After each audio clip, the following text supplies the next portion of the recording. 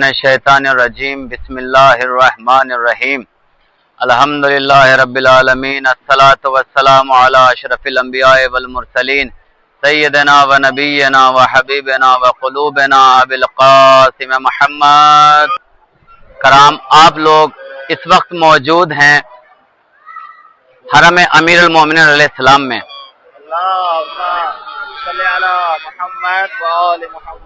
آپ کے سامنے، آپ کی نگاہوں کے سامنے حرم امیر المومنین علیہ السلام ہے کہ جس کی زیارت کے بارے میں روایت اور احادیث میں بہت زیادہ فضیلت ہے، اور ہمارا عقیدہ اور ہمارے اعمال اور ہم ہمیشہ یہی چاہتے ہیں کہ اس زیارت سے مشرف ہوں۔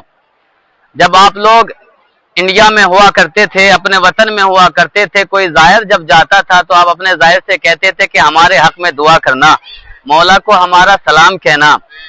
آپ کے اور مولا کے درمیان میں واسطہ ہوتا تھا، لیکن اب آپ بغیر واسطے کے یہاں پر ہیں، آپ ہیں اور آپ کے سامنے مولا ہیں۔ آپ اپنی جو مرادیں لے کر آئے ہیں، آپ بالخصوص مباشرتاً مولا سے کہہ سکتے ہیں، بشرط یہ ہے کہ آپ کے دل میں خلوص ہونا چاہیے، کیونکہ حرم امیر المومنین علیہ السلام کی بہت زیادہ فضیلت ہے، نجف اشرف کی بہت زیادہ فضیلتیں ہیں۔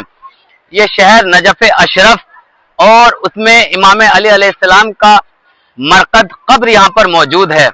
انشاءاللہ اندر جب آپ جائیں گے تو آپ دیکھیں گے کہ وہاں پر امام علی علیہ السلام کی قبر موجود ہے، اور ساتھ میں امام علی علیہ السلام کے دو قبریں اور موجود ہیں، جناب نوح اور جناب آدم کی قبر، وہاں پر دو نبیوں کی قبر بھی موجود ہے۔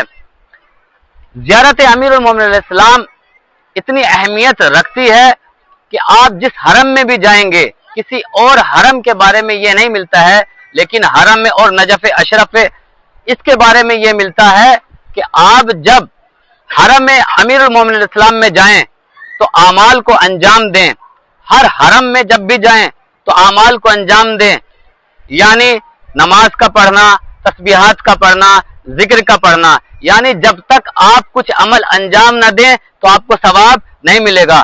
لیکن یہ واحد وہ حرم ہے کہ جس میں خالی سونا بھی عبادت ہے۔ فضیلت امیر المومنین علیہ السلام دیکھیں کہ جس میں فقط اور فقط سونا بھی عبادت ہے۔ اگر آپ یہاں نماز نہیں پڑھ رہے ہیں، یہاں پر آپ ذکر نہیں کر رہے ہیں، فقط آ کر سو جا رہے ہیں، وہ بھی ثواب رکھتا ہے۔ اور زیارت امیر المومنین، اور آپ شکر ادا کریں کہ یہ ٹور، ہادی ٹور آپ کو اس موقع پر لایا۔ کس موقع پر؟ ایام فاطمیہ پر۔ یہ آپ کی خوش نصیبی ہے کہ آپ اس ٹور کے ساتھ اس موقع پر آئے ہیں۔ شکریہ ادا کریں۔ کیوں اس وجہ سے ایام فاطمیہ یہاں پر چل رہی ہیں، اور ایک گھر میں اگر کسی کا انتقال ہو جاتا ہے تو سب سے زیادہ حق والی و وارث کا ہوتا ہے کہ اس کو پرسہ دیا جائے۔ توجہ، حق کس کا ہوتا ہے کہ جو والی و وارث ہوتا ہے، مرنے والے کا پرسہ اس کا دیا جائے۔ یعنی اگر کسی کا بیٹا مر جاتا ہے تو باپ کو پرسہ دیا جاتا ہے، اگر کسی کی اولاد مر جاتی ہے تو ماں باپ کو پرسہ دیا جاتا ہے، اگر کسی کی زوجہ مر جاتی ہے تو اس کے شوہر کو اس کا پرسہ دیا جاتا ہے۔ ہاں، عزاداران مظلوم کربلا، یہ وہی مقام ہے۔ الحمدللہ جیسے ہی آپ نے بی بی کا نام سنا، آپ کے آنسو برآمد ہو گئے ہیں۔ اس سے اچھا موقع کیا ہو سکتا ہے کہ بی بی کی شہادت قریب ہے، اور ہم حرم امیر المومنین علیہ السلام میں ہیں، اور بی بی کی شہادت کا پرسہ ہم ان کے والی و وارث کو ادا کریں گے کہ اے مولا، سب سے زیادہ جناب فاطمۃ الزہرا پر رویا نہیں گیا۔ کیوں؟ جناب فاطمۃ الزہرا کی وصیت بھی یہ تھی کہ میرا جنازہ رات میں اٹھے۔ بچے رونا چاہتے تھے تو بچوں کو منع کر دیا گیا تھا کہ کہیں آپ کے رونے کی وجہ سے مدینے والوں کو پتہ نہ چل جائے کہ فاطمہ اس دنیا سے چلی گئی۔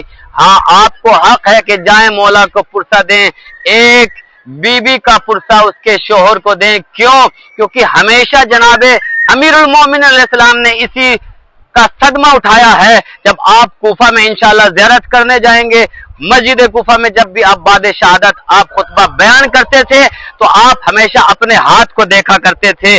लोगों ने पूछा क्या सबब है बाद शहादत, कभी आप अपने हाथ को सीधा करते हैं, कभी आप अपने हाथ को उल्टा करते हैं। तो लोगों से मुखातब होकर मेरा इमाम कहता है, मुझे हैरत होती है कि ये हाथ मौजूद था मगर फातिमा को तमाचा मारा गया, ये हाथ मौजूद था मगर फातिमा को ताजियाने मारे गए, ये हाथ मौजूद था, अरे फातिमा की पसलियां तोड़ दी गई। हाँ आज़ादारान मजलूम करबला, आपको इंशाअल्लाह हरम अमीरुल मोमिनीन अलैहिस्सलाम में जाकर अहमियत समझकर खुलूस के साथ मौला को पुरसा देना है कि ए मौला, हम बीबी का पुरसा आपको देते हैं, हमारे इस पुरसे को कबूल फरमा और हमारी इबादत और हमारी ज़ियारत को कबूल फरमा।